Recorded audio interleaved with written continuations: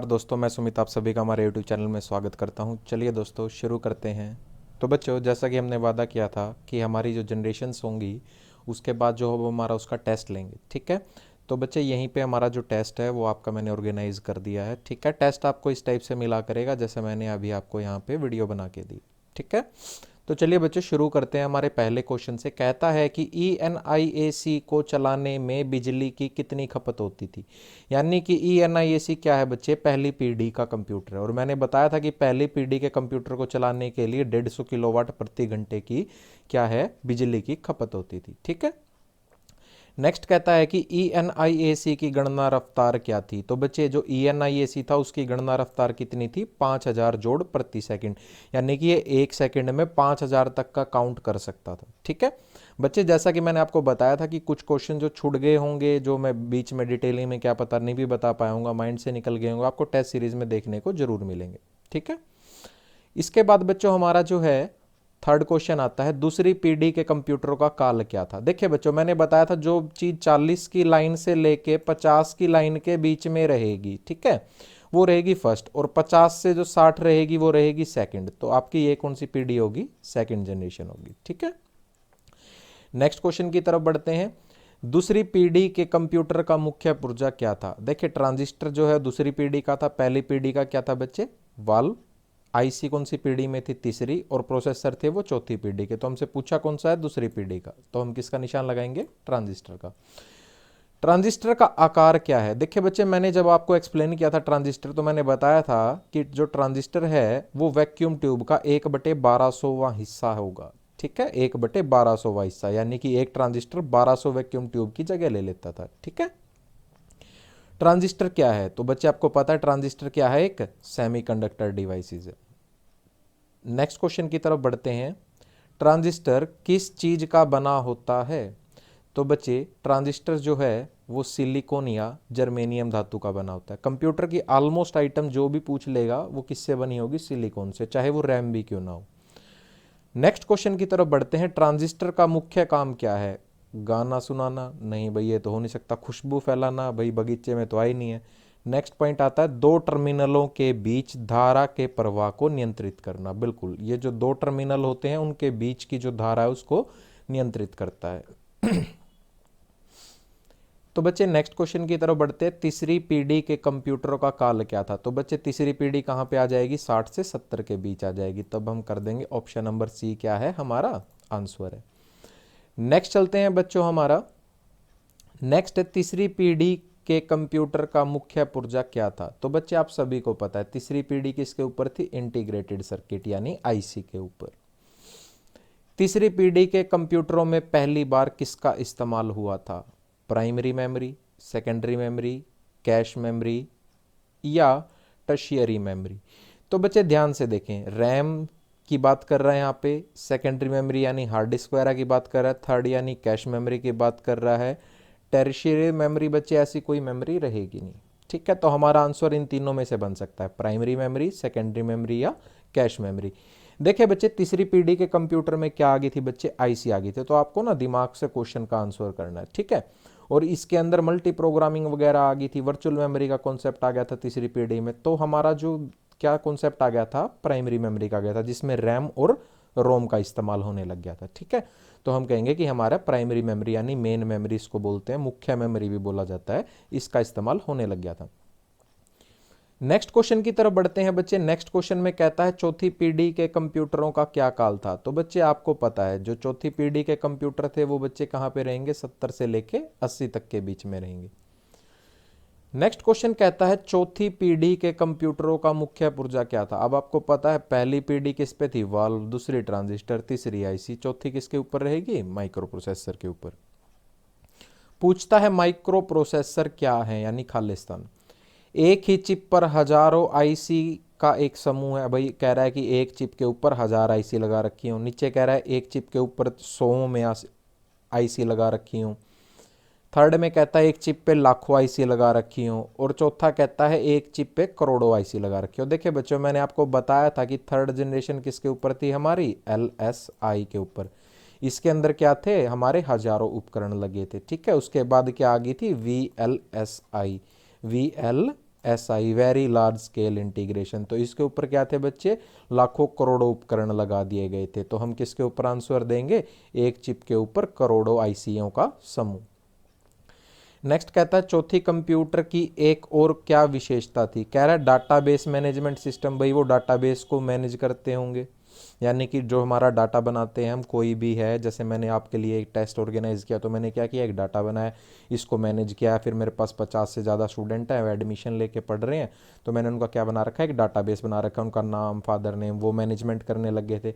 Next कह रहा है मानव संसाधन प्रबंधन व्यवस्था। नेक्स्ट कह रहा है फाइल प्रबंधन, और हमारा ऑप्शन डी कह रहा है इनमें से कोई नहीं। तो बच्चे जो हमारी चौथी पीढ़ी के अंदर जो मेन करने लग गए थे, वो क्या करने लग गए थे कि हम डाटाबेस को मैनेज करने लग गए थे, क्योंकि उसके अंदर हमारे पास क्या आ गई थी, हार्ड डिस्क वगैरह जो है वो आ गई थी। नेक्स्ट क्वेश्चन की बात करते हैं, नोटबुक, लैपटॉप और पॉम टॉप कंप्यूटर किस पीढ़ी के कंप्यूटर हैं, पहली के हैं, दूसरी के हैं, तीसरी के हैं, चौथी या पांचवी।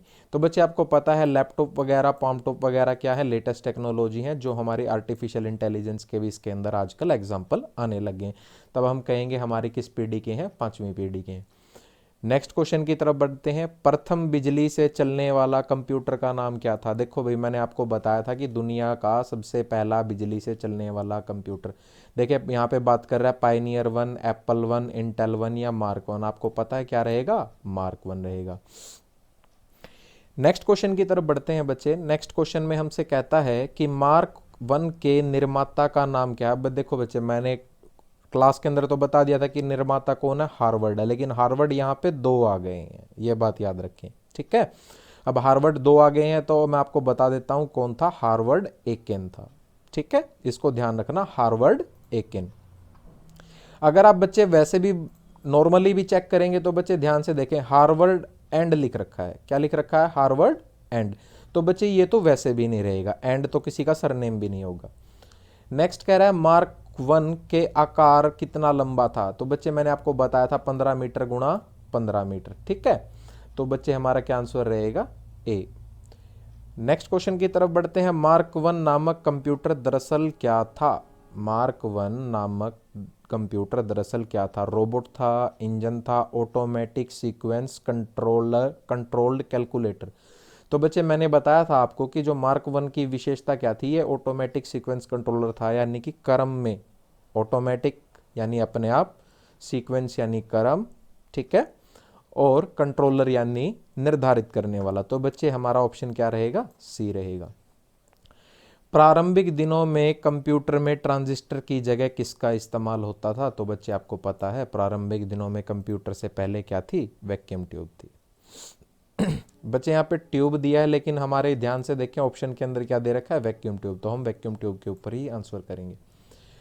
कालांतर में वैक्यूम ट्यूब की जगह किसने ले ली थी। अब पूछता है भाई पुराने समय में वैक्यूम ट्यूब को किसने रिप्लेस कर दिया था, तो हम कहेंगे कि हमारे ट्रांजिस्टर ने वैक्यूम ट्यूब को क्या कर दिया था, रिप्लेस कर दिया था। नेक्स्ट क्वेश्चन की तरफ बढ़ते हैं, ट्रांजिस्टर लगे हुए कंप्यूटर किस पीढ़ी के थे। तो आपको पता है ट्रांजिस्टर दूसरी पीढ़ी के थे। इंटीग्रेटेड सर्किट वाले कंप्यूटर किस पीढ़ी के थे। तो इंटीग्रेटेड सर्किट वाले कंप्यूटर किस पीढ़ी के थे बच्चों, तीसरी पीढ़ी के थे।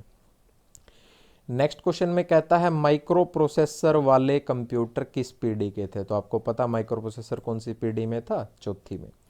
कृत्रिम बुद्धि वाले कंप्यूटर किस पीढ़ी, देखो बच्चे कृत्रिम बुद्धि, बच्चे ये होती है आर्टिफिशियल इंटेलिजेंस, यानी अपने आप सोचने वाला, और आर्टिफिशियल इंटेलिजेंस हमारी पांचवी पीढ़ी के अंदर था। तो बच्चे पहली, दूसरी, तीसरी, और यहाँ पे इनमें से कोई नहीं, तो हम इनमें से कोई नहीं लिखेंगे। अगर यहाँ पे पांचवी पीढ़ी होती तो हम पांचवी पीढ़ी के ऊपर निशान लगाएंगे। पहली पीढ़ी के कंप्यूटर खालिस्तान, आकार में छोटे, चाल में धीमे, ठीक है। आगे भी पढ़ लेते हैं, आकार में बड़े, चाल में तेज, आकार में छोटे, चाल में तेज, आकार में बड़े, चाल में धीमे। तो बच्चों जैसा कि मैंने आपको बताया कि जो पहली पीढ़ी के कंप्यूटर थे वो आकार में तो बहुत बड़े थे। अभी आपने पीछे मार्क 1 का देखा भाई, 15 मीटर गुणा 15 मीटर के साइज में था। अब देखिए बच्चे, अगर वो इतने ही चाल में तेज होते तो हम उन्हें यूज करते, वो चाल में धीमे थे इसी वजह से, ठीक है। तो हमारा ऑप्शन ए रहेगा, पहली पीढ़ी के कंप्यूटर आकार में छोटे और चाल में धीमे थे। नेक्स्ट क्वेश्चन की तरफ बढ़ते हैं, पहली पीढ़ी के पहले कंप्यूटर का नाम क्या था। तो बच्चे यहाँ पे आपको पता है ENIAC। मैंने आपको बताया था बच्चे मार्क 1 पहली पीढ़ी से पहले आ चुका था, याद रख लेना इस बात को। पहली पीढ़ी के पहले कंप्यूटर को किसने बनाया था? यहाँ पे कह रहा है फिशर तथा जेनी, साइमन बंधु, फूरिस बंधु, या JP इक्रिट, या फिर JW मॉकली। तो बच्चे मैं आपको बता देता हूं कि जो आपके ENIAC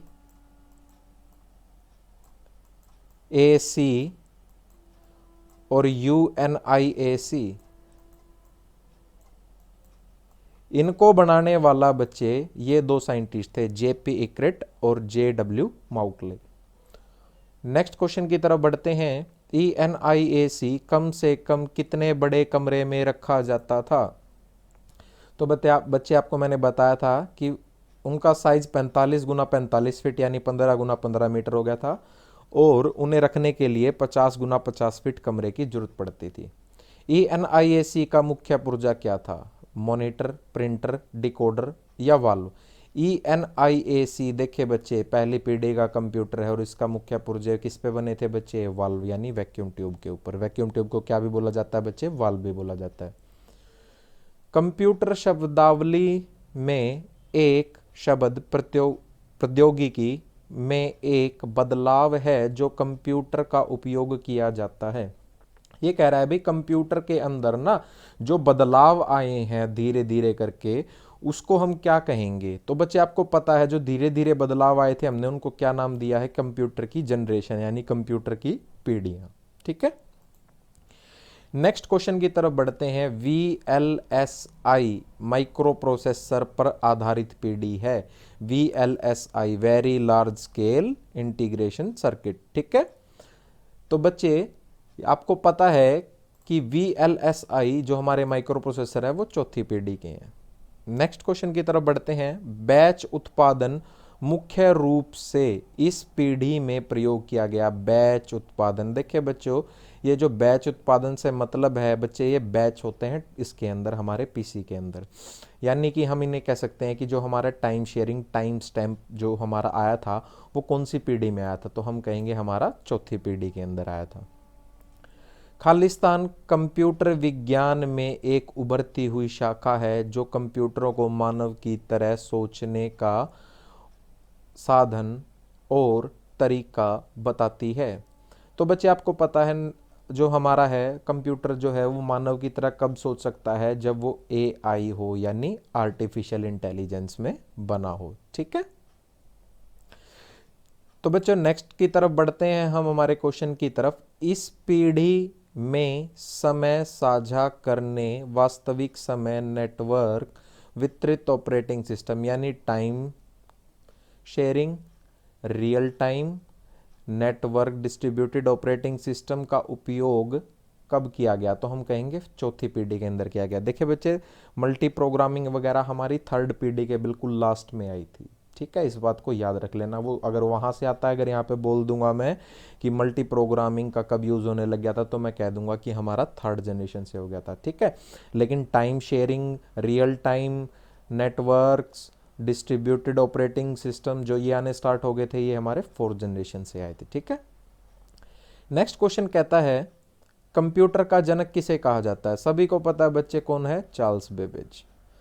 भारत में निर्मित प्रथम कंप्यूटर है, आपको पता है मैंने आपको बताया था। क्या बताया था बच्चे? लास्ट क्लास जिन बच्चों ने नहीं देखी है लास्ट 2 क्लास दोनों देख लेना अगर ये टेस्ट कंप्लीट अटेम्प्ट करना चाहते हैं तो। ठीक है, तो बच्चे मैं आपको बता देता हूं कि हमारा जो भारत का पहला कंप्यूटर था वो था हमारा परम पदम, लेकिन वो भारत में नहीं बनाया गया था। हमारा जो भारत में पहला बनाया गया था वो कौन सा बनाया गया था बच्चे? सिद्धार्थ बनाया गया था। ठीक है, नेक्स्ट क्वेश्चन की तरफ बढ़ते हैं हम। कंप्यूटर कौन सी भाषा पर कार्य करती है? बेसिक भाषा, कोबोल भाषा, मशीनी भाषा, फोर्ट्रन भाषा। तो आपको पता है बच्चे कंप्यूटर जो है वो मशीन लेवल लैंग्वेज के ऊपर काम करती है। ठीक है, या फिर यहाँ पे होगा बाइनरी लैंग्वेज, आप इन दोनों पे ही निशान लगाना। ठीक है, अब कहेंगे सर फोर्ट्रॉन भाषा पे भी करती है, कोबोल पे भी करती है, बेसिक भाषा पे भी करती है। बच्चे ये रूप दिया गया है, यानी बाइनरी को किसी प्रकार से कोड करके किया गया, लेकिन वो पढ़ेगा तो हमेशा 0 1 के अंदर ही, जिसे हम बोलेंगे कि मशीन लैंग्वेज है या बाइनरी लैंग्वेज है। भारत का पहला कंप्यूटर कहाँ पर स्थित किया गया था? भारत का पहला कंप्यूटर कहाँ पर स्थित किया गया था? भारतीय प्रौद्योगिकी संस्थान Delhi, Indian oil and steel company Brahmapur, भारतीय विज्ञान संस्थान बेंगलुरु, भारतीय सांख्यिकी संस्थान कोलकाता। तो मैं आपको बता देता हूँ बच्चे, बेंगलोर जो है हमारी वो क्या है, आईटी सिटी है, और भारतीय विज्ञान संस्थान इंडियन इंस्टीट्यूट ऑफ साइंस के अंदर हमारा जो बेंगलोर है उसके अंदर पहली बार क्या रखा गया था, हमारा कोई भी कंप्यूटर जो था लाया हुआ वो रखा गया था। ठीक है, यहाँ पे सुपर कंप्यूटर की बात नहीं हो रही है। डाटा प्रोसेसिंग का अर्थ है डाटा संग्रहण करना, यानी डाटा को इकट्ठा करना, बिल्कुल करता है भाई। डाटा को सजाना, संयोजना होगा बच्चे, अगर आपको क्लियर नहीं दिख पा रहा तो। डाटा को उपयोगी बनाना, उपरोक्त सभी। तो हमें पता है भाई ये सारे काम क्या करेगा, हमारा डाटा प्रोसेसिंग का अर्थ है।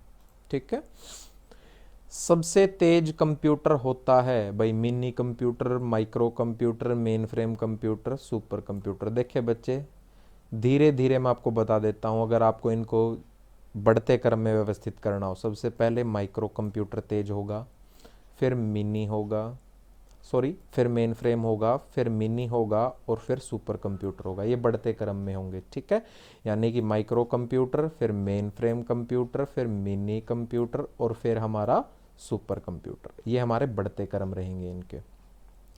भारत में निर्मित परम कंप्यूटर किस प्रकार का कंप्यूटर? आपको पता है परम पदम हमारा क्या है, सुपर कंप्यूटर है। आई मैक क्या है? आई मैक क्या है? मशीन है, प्रोसेसर है, प्रोग्राम है, रजिस्टर है। तो बच्चे मैंने आपको पहले बताया था कि सन 1984 के अंदर हमारे एप्पल ने आई मैक करके होम कंप्यूटर बनाया था। तो वो कंप्यूटर है कंप्लीट, उसका नाम दिया गया है। तो बच्चे आपको पता होना चाहिए कि अगर वो कंप्यूटर है तो वो एक मशीन है। ठीक है, कंप्लीट है बच्चे। वो आप एक पूरा सेटअप लेके आएंगे तो उसको यही कहेंगे मेरा पीसी है, पर्सनल कंप्यूटर, डेस्कटॉप है, तो वो एक मशीन कहलाएगी। ये तो नहीं कहेंगे कि भाई मैं प्रोसेसर खरीद के लेके आया हूँ। क्लियर हो गया पॉइंट? तो प्रोसेसर के ऊपर आंसर मत करना। तो बच्चे हमारे लास्ट क्वेश्चन की तरफ बढ़ते हैं। कंप्यूटर के जनक एवं पिता किसे कहा जाता है? तो बच्चे बार बार ये क्वेश्चन घूम घूम के आपके सामने आ सकता है, और मैं आपको बता देता हूँ चार्ल्स बेबेज, और आप सभी को पता है। ठीक है, तो बच्चे ये जो हमने आज टेस्ट लिया, हमारे तकरीबन 45 क्वेश्चंस यहाँ पे क्लियर हुए हैं। ये हमारी जनरेशन से इस प्रकार के क्वेश्चंस आपसे पूछ सकता है। ठीक है, साथ साथ अब हम चलते जाएंगे, बढ़ते जाएंगे। रेलवे, एनटीपीसी हो, हरियाणा का कोई भी एग्ज़ाम हो, आपको पता है हरियाणा के अंदर कंपलसरी है 5 से 7 क्वेश्चन आपको हर पेपर में आएंगे, चाहे आप छोटे से छोटे लेवल का डी ग्रुप का देने जाएं, चाहे बड़े से बड़े एसआई का पेपर देने जाएं। ठीक है, और हरियाणा पुलिस हो गया, और रेलवे एनटीपीसी के अंदर फिलहाल मैं आपको बता देता हूँ, अगर आप सभी पढ़ रहे हैं तो इसी प्रकार के क्वेश्चंस की टेस्ट सीरीज़ आपको मिलती रहेगी। ठीक है, और वहाँ पे इसी प्रकार के क्वेश्चंस पूछे जा रहे हैं सभी शिफ्ट के अंदर। अगर आपको रेलवे एनटीपीसी में भी स्कोर अच्छा करना है तो बच्चे साथ जुड़े रहें। ठीक है, आप सभी साथ जुड़े रहेंगे तभी बच्चों हमारा जो है एग्ज़ाम क्लियर हो पाएगा। ठीक है, अगर एग्ज़ाम में मेरे करवाए क्वेश्चन ना आए बेटे, बिल्कुल चैनल अनसब्सक्राइब करना, कमेंट्स में खूब गालियाँ भर देना। ठीक है, हाँ थोड़ी सी कमी देना, बाकी ऐसा हुआ नहीं है बच्चों आज तक कि मैंने पढ़ाया और बच्चों को एग्ज़ाम में ना आया। ठीक है, फिर भी चलिए, गुड लक आप सभी को, बेस्ट ऑफ लक। आशा करते हैं कि हम हमारी नेक्स्ट क्लास में मिलेंगे जो हमारी कल आएगी। ठीक है, तो बच्चे इसी के साथ मैं विदा लेता हूँ। धन्यवाद।